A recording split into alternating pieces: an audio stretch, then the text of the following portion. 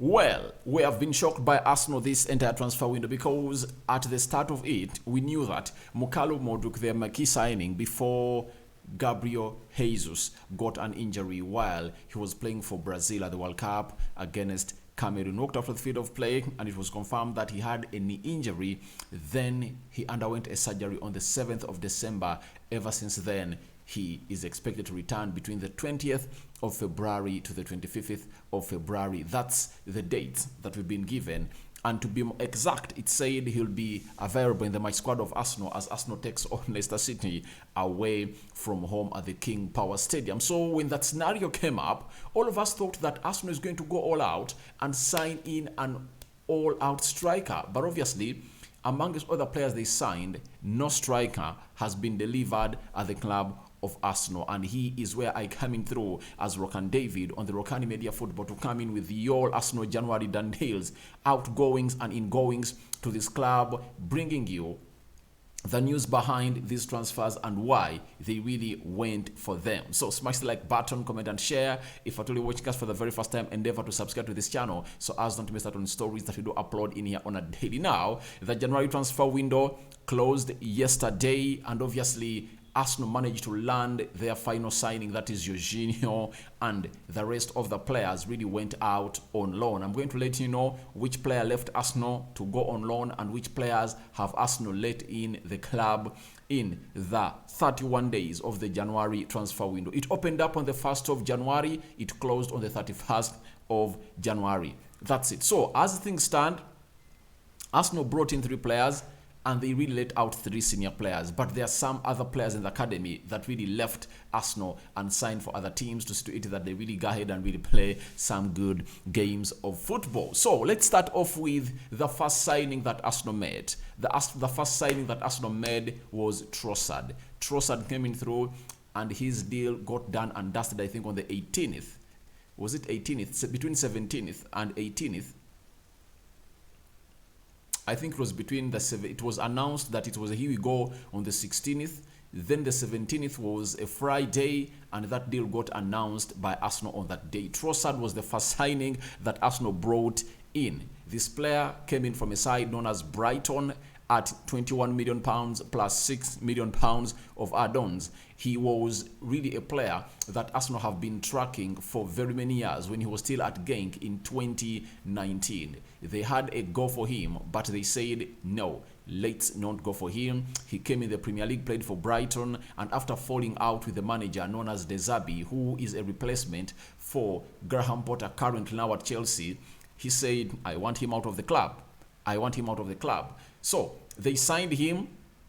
He made an instant impact. He was given shirt number 19. He made an instant impact for the Arsenal club. He was really a person involved into that third goal that they scored as a winner against Manchester United to grant them 3 points at the Emirates in that dying minutes. I think the goal came in the 90th minute. Not so that is Trossard for you. Very good player. And even the game of Man City, you saw his first half, he was really up there at the levels that we expect him to be, and he was taking that ball and obviously putting in crosses, shooting on target, and obviously giving them memories of what they would have missed if at all they had not signed him. So Trossard came in through, and why did he come in through like that? It was like a backup plan that Arsenal really had, or an alternative for Mukalo Modric, a player that Arsenal had been chasing since the summer, close to 6 months, and Chelsea came in through and hijacked the deal. Arsenal made a bid of 95 million euros, but Shakhtar were adamant that we want 100 million euros. Arsenal were willing to meet that money, but Chelsea came in through, a bidding war arose, and Chelsea promised lots of things to Shakhtar ahead of the 100 million euros they had really agreed on to take the player. So Mukalo Modric, a player who had been publicly shown that he wants to go to Arsenal, left and went to Chelsea on a record deal of the Shakhtar and Ukrainian team. 100 million euros that was going to be paid in installments, and Chelsea had on other benefits that really failed Arsenal to get the player. Then Arsenal went in for Trossard, a deal I believe that benefited Arsenal, though most people won't really go ahead and really acknowledge to it. That's why they've gone ahead to slate Arteta and Edu, that Edu is a failure, forgetting that Arsenal is where it is because of the plan of these people. You get? So, Trossard is a very good signing. Why? He was from the Premier League. Arsenal needed a player to make an instant impact. You see, very many people saw Modric make his debut for Chelsea, and they really said lots of things. He has a spark in him. He's really great. Obviously, he's a very good player, but is his productivity going to hit the ground running? Because Arsenal never needed a player for the future in these remaining 6 months. They needed a player to make an instant impact at the club. So, getting in Trossard, he's exactly what you needed, and obviously he comes in through to complement that front three and obviously add in some goals, creativity, assists, his technical ability is undoubted. And secondly, increasing on your threat from the bench, because I very much relate to the game of Newcastle. That the difference of Arsenal getting 3 points against Manchester United and getting 1 point against Newcastle is lack of a third gear, or is lack of Trossard on the bench when Arsenal is playing Newcastle and having Trossard on the bench when Arsenal is playing Manchester United. Mikel Arteta knew it very well that he needed this guy. That's why he worked thick and fast to get him signed and registered. And when he came on through, he was responsible, I think, for the third assist, because the assist went in for Odegaard? Secondary assist was on the cross that Zinchenko brought in. The third assist came in from Trossard, because he's the one who cut inside and then went in for a wide pass to find Zinchenko, and Zinchenko did a cutback to find Odegaard, and Odegaard hit that ball to find Nketiah, and Nketiah hit in the back of the net. So it shows you the influence of this player. Even in the first half, when playing against Man City, he really looked bright, good. So I believe that signing really made a lot of sense for me as far as my analysis is concerned. You get? Modric is a player for the future. Right now, Arsenal doesn't need players for the future. Players for the future will come in the summer. Right now, Arsenal needs players who are really going to uplift it and uphold it up the Premier League table and win the league that they've gone ahead to spend 2 decades without winning. So it shows you that this team called Arsenal needed Trossard more than Mukalo Modric. Some of you will agree with me, some of you won't agree with me. Now, after Trossard, Arsenal tried to bring in midfielders. Tried to bring in a central defender. We had a story that came in earlier towards the World Cup that Evans Ndika had agreed personal terms with Arsenal, and he had said he's not going to renew his contract with Frankfurt. He wanted to join Arsenal. We thought that Arsenal were going to sign a pre-contract in January. That never came to pass. What happened?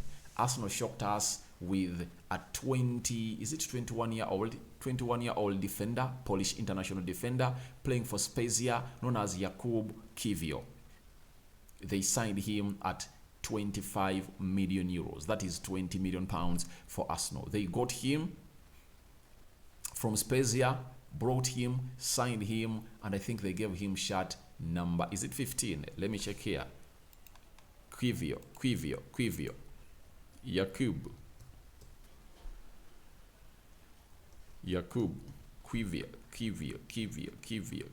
Jakub Kiwior.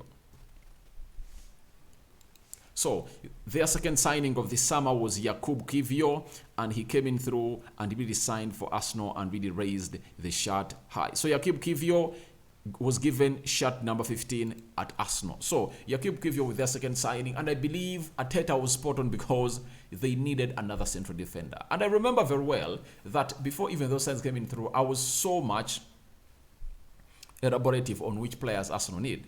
They needed someone to back up Thomas Partey. They needed a central defense midfielder. They needed a left back. A central defender that plays with a left foot to back up Gabriel Magalhaes, and a striker plus a right winger. Those are the 4 signs I thought Arsenal were looking at. Now, bringing in Kiwior, I thought it was a really very good move made in the right direction because, firstly, he's young. Secondly, he plays that ball well from the back. Something that Gabriel Magalhaes is trying to master, that I think it's not naturally in him. Every time you see him pass that ball from the back and making dribbles towards the half of the opponent, it's like he's struggling. It's not naturally coming out of him. But for Kiwior, passing that ball from the back is just part of him. He even said it in his debut interview with Arsenal that he likes to play the ball from the back and pass around, knock that ball around. He's really confident, press resistant, and I can't wait to see him one day playing with Saliba in the central defense, because you'll see Arsenal doing lots of passes in between those two because they are all really good and comfortable on the ball. When you look at Saliba passing that ball, you really get to know that Gabriel Magalhaes is really good in doing the dirty work, winning tackles, keeping that defense strong, aerial duels. But when it comes to passing that ball, I think Kiwior is a different kind of player altogether. And I believe he's a typical Mikel Arteta player. Arteta likes players who are really technically gifted, especially playing that ball from behind. That's why you should eat that Ben White is playing ahead of Tomiyasu in the right back, because Ben White is a better passer of the ball than Tomiyasu, and Arsenal use him as a wide reference every time he's coming through. So this player has not yet made his debut for Arsenal, but he made his debut match squad in the game against the game against Man City, and I believe not far away from now we'll see him play for Arsenal, because Gabriel Magalhaes is the only Arsenal player that has not missed out any single game Arsenal has played this season, meaning that he needs a rest, because his engine might see itself really coming to being tired. That's it.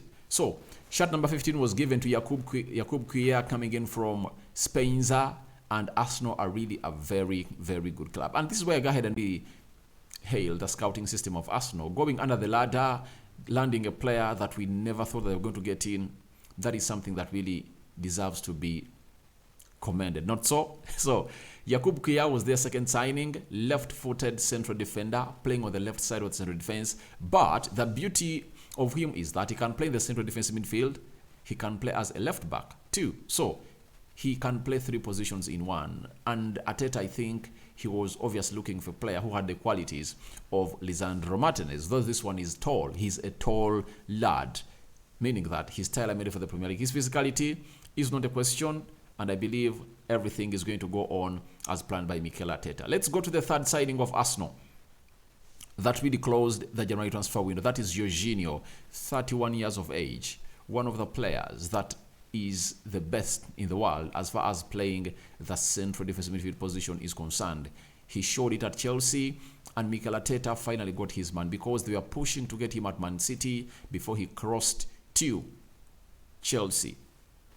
It was a hijack of a deal from Chelsea, because Mauricio Sarri, his former manager at Napoli, came in at Chelsea and obviously convinced him to come and play under him for Chelsea. Came in through, played for Chelsea very well. He has won very many trophies for Chelsea, and obviously won one for Italy. And for Napoli, he won like 2 trophies. That is Jorginho. Yesterday, he was unveiled as an Arsenal player, coming in through as a replacement or as an alternative for Moise Caicedo. Remember, Arsenal made 2 bids for Moise Caicedo. The first bid was £60 million. It was turned down by Brighton, being adamant that the player is not for sale. Arsenal added 10 more. Brighton was really standing on their stance that the player is not for sale. So Arsenal reached an extent of wanting to get in a third bid of £80 million, but they said, we don't want to ruin our relationship we have with Brighton, because they've given us 2 players so far, Ben White and Trossard. Yet, we are having close to more players we want from their team. Remember, Caicedo is under Arsenal's ladder. McAllister is one of those, and I believe even Mitoma might become Arsenal's favorite signing in the next 1 or 2 summers that are really going to come through. So Arsenal brought in Jorginho, a player that many people have not yet understood, trying to really say that he's not of quality, he's a residue, and we are signing in Chelsea rejects. That's not it. That's not it. The fact is, this player still has a lot to offer to Arsenal. And the good thing that you should be happy of is that he's not being brought to Arsenal as a long-term plan. This is a stopgap signing, short-term fix. It's like a patch, plaster on the wound. But Arsenal in the summer have really gone all out for Declan Rice or Caicedo. One of those is going to be at Arsenal, and they want to bring one of those players in. So he comes in through as a backup to Thomas Partey, though I believe he might even surpass that and even bench Partey. Most of you won't believe it, but it can be possible because Jorginho is really good. But he's an upgrade of the backups of Thomas Partey you've been having. El Nini and Lokonga. Jorginho is 100% better than them. Those are the 3 signings that Arsenal brought in on a permanent basis. They got no player on loan. So after bringing these 3 players, they let out 3 senior players that are playing in the first team out on loan. Let me go to Lokonga. Lokonga, out of the coming in of Jorginho, Lokonga came in through and was loaned to Crystal Palace, to Patrick Vieira. I believe if at all you really want to see your player improve, especially as an Arsenal player, getting some good motivation, being taught by the person who best played that position during his era of playing football, Patrick Vieira, I think it's better to send him to Crystal Palace, because Vieira is really going to nurture him into a player that he was at Arsenal. Vieira was one of the best CDMs in the world, and he had a lot to add on the game going forward. So that recounts to me that this guy is going to turn him into a player that we would love to see. And I believe Lokonga is going to be transformed a lot by Patrick Vieira. Remember Conor Gallagher and how he was really transformed. And I believe Lokonga has more talent than Conor Gallagher because he has a lot. Skill set, press resistant, the energy, the physicality, the anticipation. So Patrick Vieira is going to nurture him exactly into a player that Mikel Arteta wants. And obviously, I think that's why Arsenal really said no to a loan request from Monaco that even had 8 million euros to be paid to Arsenal for this player.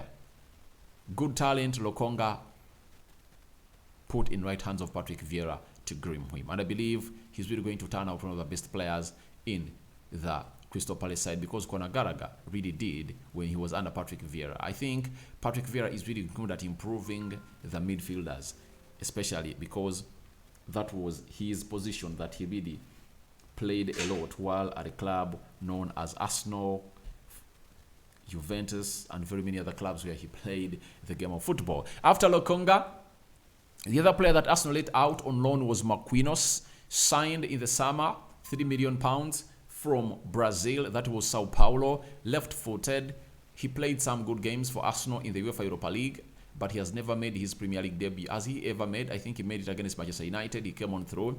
But Arteta loaned him to Norwich because this boy needs enough playing time. Good loan for me. Good decision took all taken by Arsenal, because at the age of 19, you would love to see a player playing regularly. So Marquinhos is at Norwich. Remember, he scored on his debut for Arsenal, by the way. He made his debut for Arsenal in the UEFA Europa League against FC Zurich, and he scored his first goal, and you saw him celebrating while crying. Young boy, 18 years of age, going to the championship. I believe he's going to tear it up because he has the skill set. He just needs to be played regularly to see to it that even those abilities that are in him that had not yet been really exposed or extracted from him are. So him to Norwich is a very good deal. Then the last loan move that Arsenal made of the senior players that have been playing with the first team is Cedric Soares. It has been the talk for close to a month. Finally, Fulham got their man loaned from Arsenal. They are going to pay his salary, £100,000 a week, and he's going to play on the right back of Fulham. Cedric Soares had no place to play in the Arsenal side because he was third fiddle as far as the right backs of Arsenal were concerned. He was behind Benny White and Tomiyasu. So he needed some playing time. He left for Fulham. Though I think it was really saddened a little bit that he would have really stayed at Arsenal and lifted that Premier League trophy. But remember, you are not given a Premier League medal not until you've played 10 games. And I never believed that he was going to really match those 10 games to see if that really gets a trophy for a team known as Arsenal, if at all they lift the Champions League. So that's all what Arsenal signed on those are the players that Arsenal signed on the entire January transfer window from the 1st of January to the 31st of January. They brought in 3 and they let out 3 senior players. But there are some players that really went out on loan that you never know. Viga and Tyler Hart, he went to Derby. Foran went to Hartlepool. Butler went to Stanley Accrington. Rekic went to Wigan. Okonkwo crossed and went to Australia. So those are some of the loan deals that really Arsenal made in the entire transfer window. And your thoughts to all Arsenal January transfer deals that they did are welcome in the comment section below. Tell me what your thoughts are about the incomings and outgoings at Arsenal. No player left on a permanent deal from Arsenal, but the rest were really loaned and they signed 3 permanent players. Rokani David remains my name. Your thoughts are welcome in the comment section below. Don't forget to subscribe. And secondly, don't forget to say a prayer and I hand you over to the Almighty Lord to bless you abundantly. And subscribe to this channel, guys. First video of the day, more 4 are coming. Yesterday we did close to 7 videos and I think today we are going to do 5. We are back to the normal, but obviously the transfer ended, but the summer transfer news are really hailing in with Caicedo still on the ladder of Arsenal. Bye bye for now.